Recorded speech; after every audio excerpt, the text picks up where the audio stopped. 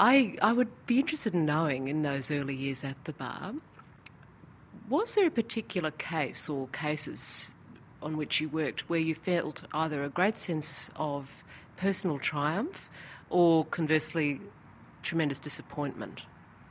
There was one case that I regard as my greatest triumph, probably for pure ego reasons rather than the achievement of justice. It was a libel action in which two magistrates had sued Fairfax, and they were represented by Clive Evatt Sr., not the present Clive Evatt, but his father. And I was briefed by Fairfax alone, and it was an all-or-nothing case. His Honour Judge Gerald Cripps, as he then was the presiding judge.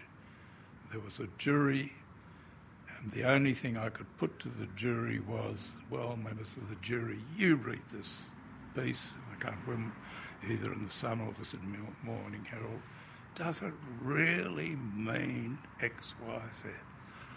And sat down. That was the type of case it was. And the jury came back and said, no, it doesn't. Verdict for the defendant. And I was moved. I'd beaten Clive Evatt Sr. There's God, you know. And I even got a letter of congratulations and a bottle of champagne, I think, from the executive editor or something of the relevant Fairfax newspaper. I just remember that as the great triumph. There was a libel action in which I unsuccessfully appeared for a private defendant, and I thought that was that outcome was fundamentally unjust. Why? Because classism intruded.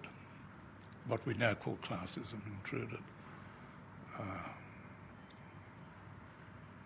I can't talk because everyone's still alive who was involved in that case, but I was disappointed then.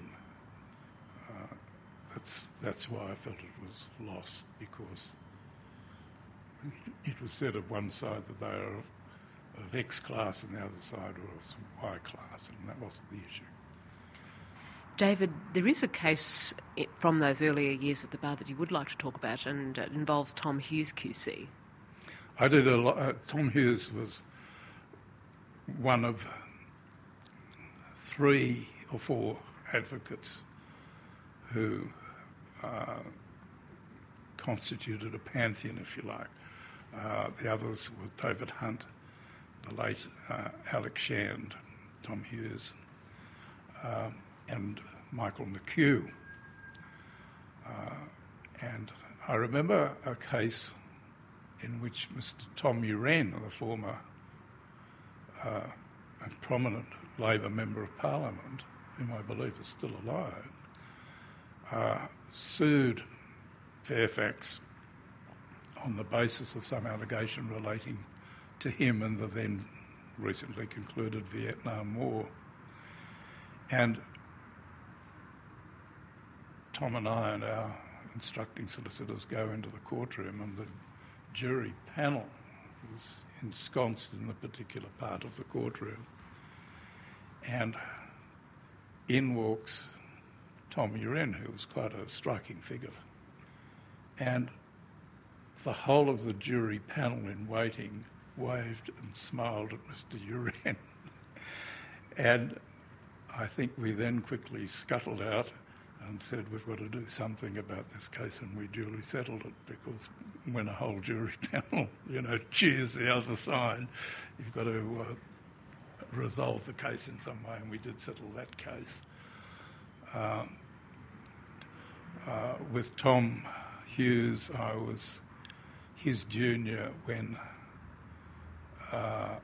Cairns and Morosi lost their case. That was a great victory for the press, and history has not been kind to either of them since. but I was in one case, it was in Canberra, in which Tom Hughes was leading me and Alex Shand was on the other side, and that was gladiatorial advocacy at its best, you know, blood on the wall, and one would be down and fight his way up, and the other one would go down and fight his way back.